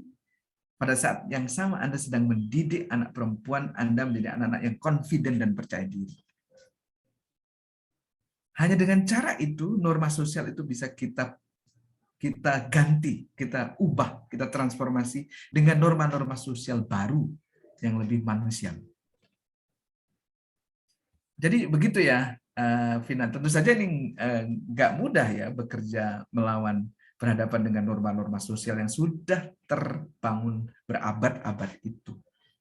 butuh kerja banyak orang, dan teman-teman ini yang perempuan-perempuan ini yang menjadi yang harus Anda perjuangkan ke depan. Anak-anak perempuan yang cum laude pada saat wisuda, mereka harus tetap nampak di masyarakat. Karena yang terjadi adalah setiap wisuda di hampir perguruan tinggi di Indonesia, yang cum laude sebagian besar adalah perempuan, tapi begitu di masyarakat mereka hilang. Perempuan-perempuan cum laude itu tidak lagi cum laude ketika mereka berada di masyarakat. Karena apa? Mereka dibebani dengan beban-beban kultural untuk ngurus anak, nggak boleh keluar rumah, dijadiin pembantu oleh pasangan suaminya, bukan sebagai istri atau sebagai pasangan. Nah, dan saya kira ini juga penting buat refleksi buat laki-laki. Ya. Karena saya kenapa saya begini, karena berbicara seperti ini, karena anak saya perempuan semua, dan saya ingin menciptakan atmosfer buat anak perempuan saya yang membebaskan mereka untuk mengembangkan potensi maksimalnya sebagai perempuan. Begitu ya, Vina. Semoga ini memberikan jawaban. Seperti itu, Mbak Vina. Apakah ada tanggapan lagi? Baik, terima kasih, Bapak. Sama-sama. Oke. Kita lanjut ya Pak. Pertanyaan kedua dari Mbak Miftahul Janah. Mohon izin bertanya Bapak, dalam praktiknya kesetaraan gender bagi perempuan di desa cenderung sulit diterapkan karena adanya adat yang mengikat bahwasannya wanita itu nantinya hanya berkodrat menjadi ibu rumah tangga. Bagaimana cara merubah pola pikir masyarakat desa dan bagaimana cara agar perempuan desa tetap dapat berkarya dan berkontribusi? Itu Bapak. Hampir sama pertanyaannya yang kedua, tapi saya ingin mengatakan bahwa perlu edukasi, penjelasan. Kalau Anda kesulitan mengubah cara pandang generasi-generasi yang lama, Anda harus alokasikan banyak energi Anda untuk generasi-generasi yang lebih muda. Dan perubahan-perubahan sikap dan perilaku itu lebih efektif kalau Anda lakukan dalam bentuk perilaku. Maka kalau Anda ingin mengubah cara pandang masyarakat Anda bahwa perempuan itu adalah kodratnya menjadi ibu rumah tangga, Anda harus wujudkan bahwa perempuan tidak dibatasi hanya semata-mata sebagai ibu, tapi dia bisa berperan di sektor apapun. Dan Anda wujudkan dalam wujud konkret ya, aksi Anda untuk tidak melulu menjadi ibu Anda, tapi juga aktif di desa Anda, menjadi dalam proses-proses pemerintahan desa, dalam proses-proses pembangunan dusun. Anda harus menjadi aktor-aktor penting di dalam proses itu.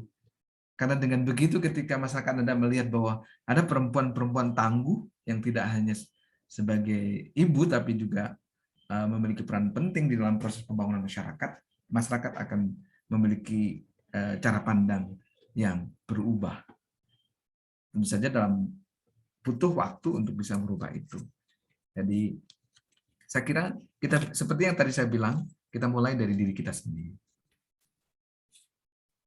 Saya kira begitu untuk pertanyaan dari Miftahul Janah. Semoga ada teman-teman cowok yang mau berdiskusi ya, tidak hanya teman-teman yang cewek saja. Ya, Bapak. Seperti itu Mbak Miftahul Janah, apakah ada tanggapan? Baik, terima kasih atas jawabannya, Pak. Sama-sama. Baik, Bapak, kita lanjut ke pertanyaan ketiga mengenai miskonsepsi kekerasan seksual dalam rumah tangga, marital rape yang dianggap hanya sebagai guruan oleh beberapa pihak, padahal kenyataannya hubungan seksual bisa terwujud jika ada konsen dari kedua pasangan. Walaupun kesannya seperti lingkaran setan yang sulit untuk diputus rantai mata rantainya, mengingat nilai-nilai patriarkis dalam kehidupan kita masih sangat sulit untuk digantikan dengan nilai-nilai kesetaraan gender. Bagaimana pendapat Bapak mengenai fenomena tersebut yang dianggap sepele? Oke, ya. Idealnya, semua aktivitas seksual itu dilakukan atas dasar konsensual atau atas dasar kerelaan. Itu adalah prinsip atau konsep kalau di dalam bahasa agama itu adalah konsensual, itu adalah konsep wa'ashiruhunna bil ma'ruf. Jadi memperlakukan pasangan Anda dengan ma'ruf. Jadi kalau ada satu pasangan yang kemudian merasa dipaksa, itu ma'ruf enggak itu? Jadi ini yang sering kali ya, sering kali di dalam masyarakat kita yang Muslim ya, sehingga kemudian ada konsep tidak di dalam Islam nggak ada itu marital rape. Ini problem karena kita mengabaikan tentang pilar-pilar perkawinan dalam Islam.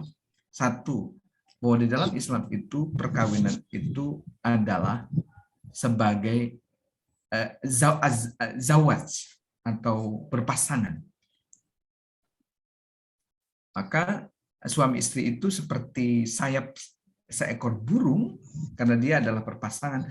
Kalau salah satunya patah, maka burung itu tidak akan bisa terbang.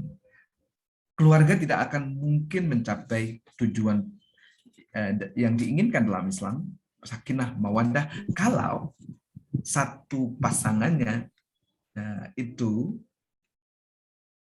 tidak bahagia, patah, dan seterusnya. Itu satu. Lalu yang pilar yang kedua adalah dalam Islam perkawinan itu mitsaqon ghalidho, sebagai ikatan yang kukuh. Bagaimana mungkin Anda bisa menciptakan perkawinan sebagai mitsaqon ghalidho kalau ada salah satu pasangan yang tidak bahagia, yang menderita karena misalnya terjadi pemaksaan, tidak menginginkan hubungan suami istri atau hubungan seksual. Lalu yang pilar yang ketiga wa'ashiruhunna bil ma'ruf. Bagaimana mungkin Anda bisa mewujudkan keluarga yang sakinah kalau Anda memperlakukan pasangan dengan cara tidak ma'ruf? Salah satu yang wujud dari perlakuan yang tidak ma'ruf itu adalah memaksa ketika pasangan Anda tidak menginginkannya. Lalu pilar yang keempat namanya tarodin, kerelaan.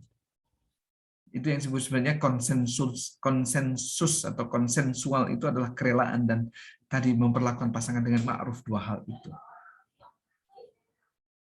Maka kalau nggak ma'ruf dan tidak tarodin atau tidak rela tadi itu, maka yang terjadi bukan maslahah tapi mafsadat.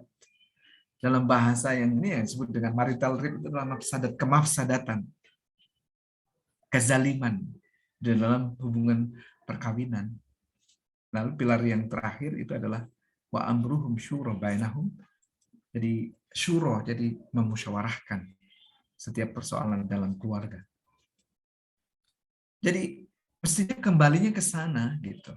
Dalam Islam itu misalnya melihat perkawinan itu tidak cukup dengan halal. Tidak cukup dengan melakukan pernikahan atas dasar keimanan kepada Allah dengan membaca syahadat, lalu kemudian halal. Atas dasar keimanan dan halal itu belum cukup. Dalam Islam itu juga dia mesti ma'ruf, pantas, menciptakan kemaslahatan. Jadi belum kafah kalau Anda menikah itu hanya untuk kepentingan satu, atas dasar keimanan kita kepada Allah. Lalu yang kedua adalah sesuai dengan syarat dan rukun sehingga kemudian halal, dan Anda tidak peduli bagaimana memperlakukan pasangan Anda. Lalu kemudian kita berlaku semena-mena, itu menghilangkan satu komponen penting dalam Islam itu tadi ma'ruf. yang itu adalah terkait dengan soal ihsan. Jadi ada iman, Islam, dan ihsan. Bagaimana mungkin kita hanya fokus kepada iman dan Islam tapi mengabaikan ihsan? Maka ihsan itu adalah puncak keberislaman kita, karena ihsan itu yang melahirkan cinta. Jadi berbuat baik dan seterusnya. Jadi marital rape dengan demikian sudah pasti itu bertentangan dengan Islam, tidak diajarkan. Dan kita sebagai umat Islam, kita tidak perlu denial bahwa itu terjadi. Denial dengan mengatakan nggak ada konsep marital rape dalam Islam. Karena misalnya kan sudah diatur tentang kewajiban, hak dan kewajiban suami istri. Kewajiban istri adalah melayani suami. Bahkan mereka harus melayani kalaupun suaminya itu menginginkan di atas onta. Kalau dia tidak melayani itu, mereka akan dilaknat oleh malaikat dari sampai subuh. Anda bisa bayangkan itu yang ditanamkan itu. Konsep ma'rufnya di mana gitu. Wa ashiruhunna bil ma'rufnya di mana? Oke, saya kira itu jawaban saya. Terima kasih Bapak. Seperti itu jawabannya. Apakah ada tanggapan? Baik, terima kasih Pak Hashim. Tapi sebenarnya mohon maaf, saya boleh ingin bertanya kembali. Alex, silakan. Mengenai tadi ada satu hadis yang menyebutkan bahwa ketika si istrinya itu menolak entah dengan alasan apapun, maka kalau bikin suaminya jengkel gitu ya Pak. Saya pernah dengar katanya malaikat akan melaknatnya hingga subuh. Jadi saya pernah mengamati beberapa fenomena di sosial media, khususnya di Facebook ya, karena penggunanya kebanyakan yang generasi boomer gitu. Banyak yang amit sewu menggunakan hadis tersebut sebagai alat untuk tadi nggak jauh-jauh dari marital rape seperti itu Pak. Padahal konsepnya tadi kan jenengan menyebutkan bahwa ada nilai atau value ma'ruf dalam hubungan suami istri seperti itu Pak. Tadi seperti yang dibilang bahwa konsep dari Islam sendiri itu pun kan menikah bukan hanya untuk menghalalkan hal tersebut. Tapi kenyataannya fenomena di sekitar kita pun masih banyak laki-laki yang berpegang teguh pada nilai-nilai patriarkis tadi yang akhirnya menempatkan posisi perempuan sebagai posisi kedua atau lebih kesannya sebagai objek seksual semata gitu Pak. Pendapat Bapak mengenai hal tersebut bagaimana? Terima kasih. Ya, pertama saya harus menyampaikan bahwa saya bukan ahli hadis ya, jadi tidak mampu. Mungkin di sini ada teman-teman dari Usuluddin itu bisa melakukan analisis matan dan sanad ya tentang apakah hadis ini adalah sahih atau tidak gitu, teman-teman bisa. Tapi begini ya, saya sih yang menjadi rujukan saya biasanya adalah Kiai Husain, Kiai Fakihuddin Abdul Qadir, dan konsep-konsep yang tadi saya sampaikan tentang pilar perkawinan, lalu kemudian tujuan Islam itu maqasidus syariahnya adalah maslahah ya. Kemudian kemaslahatan ya. Jadi tidak kalau itu misalnya melahirkan kezaliman, kemudaratan, kemafsadatan, itu artinya tidak sejalan dengan maqasidus syariah. Lalu kemudian juga kita juga mesti melandaskan ya pembacaan atas teks-teks agama, bisa Al-Quran ataupun hadis, pada namanya nilai-nilai universal. Saya mengutip Kiai Husain Muhammad yang menyebut bahwa nilai-nilai universal Islam itu satu adalah keadilan, kemudian kedua tasamuh atau musawah, kesetaraan, lalu kemudian yang ketiga itu tasamuh, toleransi, dan yang keempat itu adalah islah, perdamaian. Nah, di dalam proses menafsirkan menafsirkan kembali atas teks-teks agama itu harus menggunakan berpedoman pada beberapa hal. Kiai Husain selalu menyebutnya, pertama adalah konsep tauhid atau paradigma tauhidi yang menyebutkan bahwa setiap hamba selain yang esa itu adalah hamba dan kedudukannya adalah setara di hadapan Sang Khalik. Maka Tidak ada laki-laki lebih tinggi dari perempuan di dalam perspektif tauhid. Kalau kita meletakkan laki-laki di atas perempuan di antara Tuhan dan kita perempuan, dan perempuan itu adalah kalau dalam bahasa Aminah Wadud itu adalah syirik. Karena kita sudah mempertuhankan laki-laki atau meletakkan laki-laki di antara perempuan dan Tuhan. Padahal konsep tauhid itu mestinya tidak ada penghalang antara antara orang dan Sang Pencipta. Artinya dia dalam kedudukan yang setara. Itu yang pertama. Lalu kemudian juga tentang konsep rahmatan lil alamin. Jadi Islam itu tadi maqasid syariahnya adalah tujuan syariat adalah kemaslahatan dan untuk anugerah semesta, rahmat bagi semesta alam. Itu. Lalu kemudian menggunakan nilai-nilai universal yang terkandung di dalam ayat-ayat yang disebut dengan muhkamat yang diturunkan di Makkah, ya, seperti tadi nilai-nilai adalah, musawah, kemudian tasamuh dan islah. Dan menurut Kiai Hussein, maka penafsiran atas Al-Quran atau hadis didasarkan pada itu. Nah, lalu kemudian Kiai Fakihuddin Abdul Qadir menjelaskan lagi, kalau ada teks yang nampaknya itu tidak adil, maka kemudian harus dibaca ulang dengan menggunakan apa yang disebut qiraah mubadalah.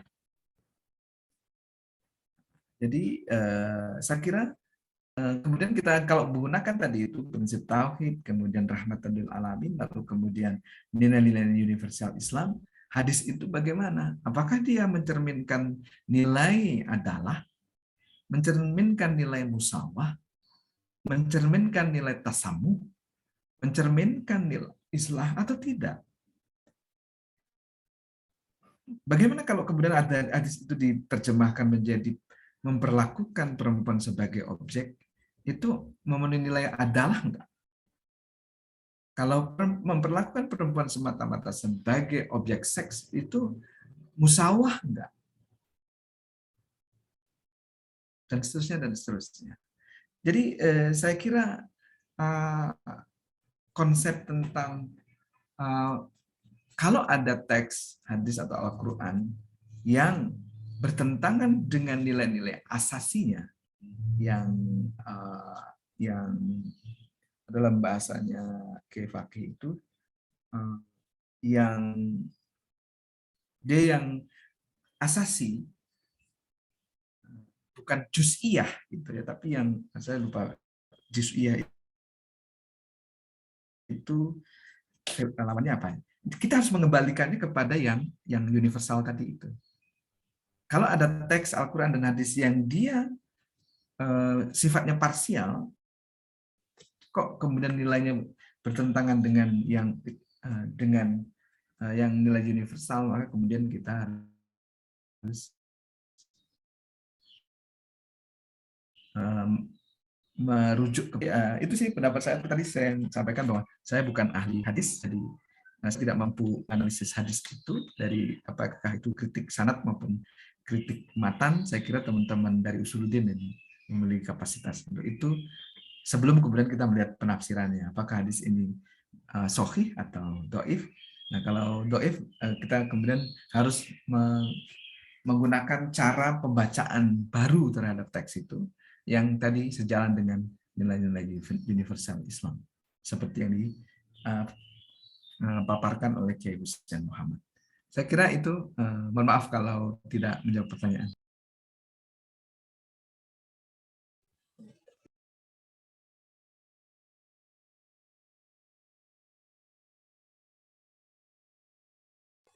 Baik, terima kasih Bapak atas jawabannya. Sebelum saya mengakhiri webinar ini, apakah teman-teman masih ada yang ingin bertanya? Mohon izin bertanya, moderator. Oh, ya. Baik, sebelumnya Assalamualaikum warahmatullahi wabarakatuh. Waalaikumsalam. Jadi pertanyaannya begini, Pak. Seperti yang kita ketahui di dalam Islam itu terdapat ilmu yang membahas tentang pembagian harta warisan. Nah, di situ dijelaskan bahwa laki-laki mendapatkan harta warisan yang lebih besar daripada perempuan. Nah, di sini saya kurang mendapatkan konsep kesetaraan gender di sini. Baik, Pak, itu terima kasih. Oke, kita terima kasih Habib Muhammad Habib ya. Terima kasih Habib atas pertanyaannya. Kita coba kembali pada konteks sejarah Al-Quran memberikan hak waris kepada perempuan. Konteksnya kan begini. Di dalam masyarakat Arab pra-Islam, perempuan itu, ini di abad 7 ya, abad 7 Masehi. Anda bisa bayangkan, sekarang adalah abad 20. Jadi 13 atau 14 abad yang lalu. Dalam tradisi Arab, perempuan itu ketika suaminya meninggal, maka dia itu bisa diwariskan. Anak laki-laki itu bisa mewarisi ibu atau suami dari bapaknya atau laki-laki yang lain. Anda bisa rasakan bagaimana tradisi Arab memandang status dan kedudukan perempuan. Perempuan nggak lebih daripada barang. Oke, lalu apa yang respon? Lalu bagaimana respon Islam? Respon Islam adalah perempuan mendapatkan hak atas waris dan bagian perempuan adalah 1 dibanding 2 bagian laki-laki. Abad 7 Masehi, kemudian Anda bayangkan dari dia menjadi objek warisan, kemudian dia menjadi subjek yang memiliki hak atas waris. Apa yang Anda rasakan, teman-teman? Yang kita bisa rasakan itu abad ke-7, sebelum ada isu gender, sebelum ada gerakan feminisme, Islam sudah mengubah dari perempuan sebagai objek menjadi subjek. Itu adalah saya kira pesan pentingnya, dan itu adalah kandungan dari nilai universal yang disebut oleh Kiai Hussein, al-adalah, keadilan. Maka dalam kasus waris ini sebenarnya pernah juga dilakukan oleh Munawir Sazali, Menteri Agama sekitar tahun 90-an awal. Dia melakukan kontekstualisasi fikih, lalu kemudian salah satu gagasannya tentang waris.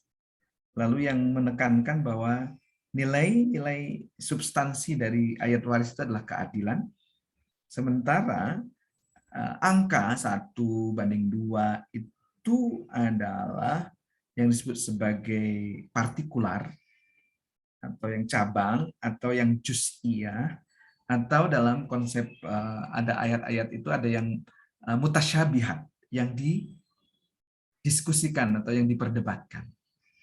Ya. Jadi yang tidak diperdebatkan adalah asas keadilannya. Maka kemudian nominalnya itu sesuatu yang bisa dikontekstualisasikan dalam perspektif Munawir Sazali ya. Dan pada prakteknya kan juga sebenarnya banyak yang melakukan praktek-praktek melakukan apa yang disebut dengan hibah wasiat dalam kerangka bahwa anak perempuannya itu mendapatkan bagian yang sama dengan anak laki-laki misalnya dalam praktek masyarakat muslimnya. Jadi tidak kaku misalnya 1:2 misalnya. Jadi ini yang saya kira di dalam konsep waris itu yang perlu kita catat tadi itu, tentang pesan penting dari ayat waris itu adalah persoalan keadilan tadi itu. Soal nominal ini soal yang bersifat mustasyabihat, ini dalam beberapa pandangan, dan tentu saja di Islam yang harus teman-teman ingat adalah ada banyak tafsir atas itu, dan ada yang mengatakan bahwa nominalnya itu yang mutasyabih, yang juz'iyah, yang bisa dikontekskan dengan situasi yang berubah. Karena sebenarnya ada konsep bahwa Al-Quran itu diturunkan secara bertahap, tadriji. Jadi ada yang muaranya ya, muara dari proses penurunan ayat Al-Quran yang tadriji itu adalah tujuan akhirnya adalah persoalan tadi, kemaslahatan dan keadilan untuk semesta. Jadi kalau dengan kerangka berpikir itu, maka ayat waris kemudian memandang nominal, angka, itu ujungnya adalah soal keadilan. Sama dengan soal praktek poligami yang kemudian dibatasi secara ketat dengan sebuah syarat yang susah untuk dipenuhi, seraya mempromosikan monogami. Itu sama dengan waris dan juga soal kesaksian. Dan kita bisa mengambil contoh tentang bagaimana hukum pengharaman khamr ya. Jadi ketika di awal misalnya khamr itu dianggap ada manfaat dan mudaratnya, lalu yang kedua dianggap mudaratnya lebih besar daripada manfaatnya, lalu kemudian pada akhirnya Al-Quran mengharamkan itu. Jadi ada proses-proses yang bertahap. Maka kita bisa bayangkan soal waris itu kemana muaranya, soal poligami kemana muaranya, soal kesaksian, nilai kesaksian 2 perempuan disamakan dengan kesaksian 1 laki-laki, itu juga kemana muaranya kita bisa menganalogkan dengan proses-proses tasrik di dalam isu-isu yang lain. Contoh yang kemudian ini soal budak ya. Budak di dalam Al-Quran belum ada pengharaman, tapi sekarang semua negara-negara Islam sudah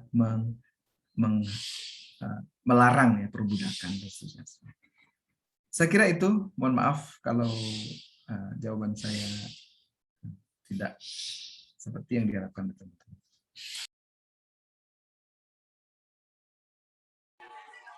Seperti itu, Mas. Mungkin ada tanggapan? Tidak ada. Baik, terima kasih atas jawabannya, Bapak. Sama-sama. Baik, terima kasih Bapak atas jawabannya. Sangat memahamkan kita semua dan juga menambah wawasan baru untuk kita semua. Sebelum saya akhiri webinar kali ini, kepada Bapak dipersilakan untuk menyampaikan closing statement.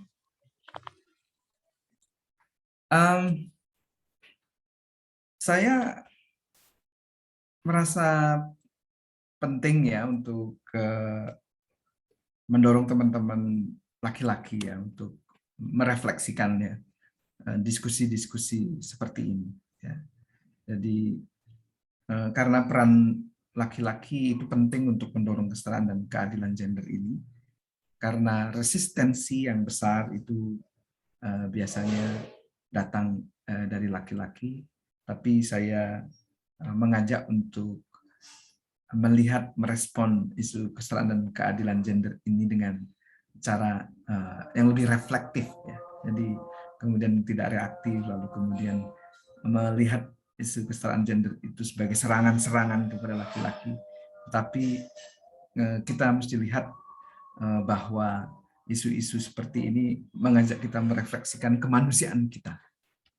Jadi itu yang saya harapkan. Jadi lalu kemudian saya mengharapkan juga teman-teman laki-laki bersama teman-teman perempuan untuk juga secara aktif menyuarakan isu kesetaraan dan keadilan gender ini di dalam kehidupan kita sehari-hari. Dan satu yang konkret saya kira dalam saat-saat seperti sekarang ini adalah sikap-sikap perlawanan ya terhadap praktek-praktek kekerasan seksual di kampus. Saya kira itu. Terima kasih. Mohon maaf jika ada yang kurang berkenan. Wallahu muwaffiq ila aqwamit thoriq. Assalamualaikum warahmatullahi wabarakatuh. Waalaikumsalam warahmatullahi wabarakatuh. Terima kasih Bapak atas materinya, sangat luar biasa sekali, dan juga jawabannya. Terima kasih juga sudah meluangkan waktunya untuk sharing-sharing kepada kita, berbagi ilmu. Semoga materi yang kita diskusikan tadi membawa manfaat untuk kita juga bisa mengaplikasikannya di dunia nyata, sehingga kesetaraan gender dan keadilan itu benar-benar ada di sini. Itu Bapak matur suwun sekali. Alhamdulillahirrahmanirrahim, webinar telah selesai. Semoga teman-teman, terima kasih untuk teman-teman yang sudah berpartisipasi dan juga aktif bertanya. Mohon maaf dari saya apabila ada kesalahan dan kekurangan. Saya ucapkan terima kasih yang sebesar-besarnya untuk semua yang sudah mensukseskan acara, terutama panitia.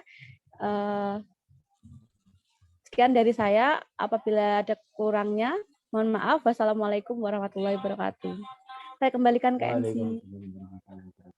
Baik, Waalaikumsalam. Terima kasih untuk Bapak Hashim dan moderator kita pada hari ini.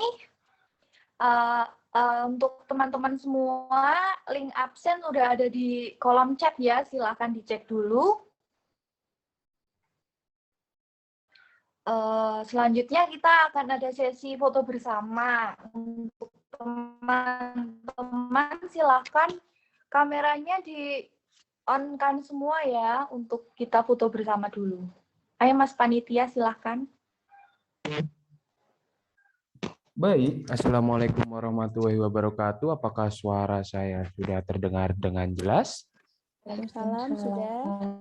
Baik, untuk para peserta bisa on cam. Ya, kali ini akan ada sesi foto bersama.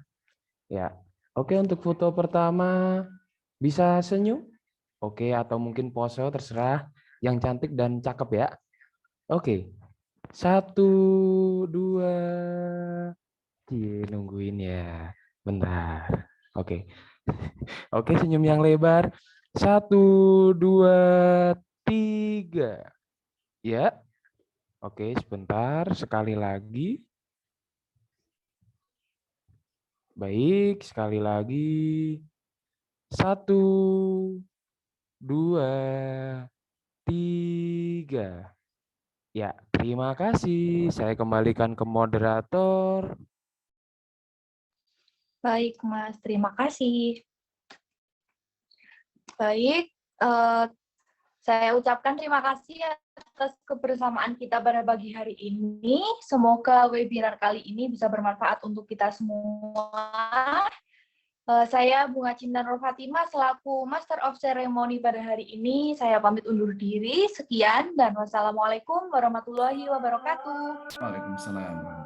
Mohon pamit semuanya. Terima kasih Iya, Bapak. Pak. Terima kasih banyak, Pak. Terima kasih, Bapak. Wah.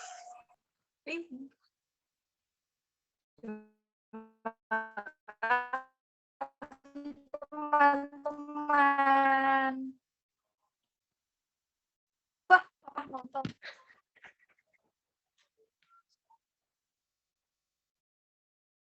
Baik, terima kasih kepada teman-teman yang sudah hadir pada webinar kali ini. Untuk rekan-rekan bisa diizinkan untuk live atau yang belum melakukan absen, bisa melakukan absen terlebih dahulu.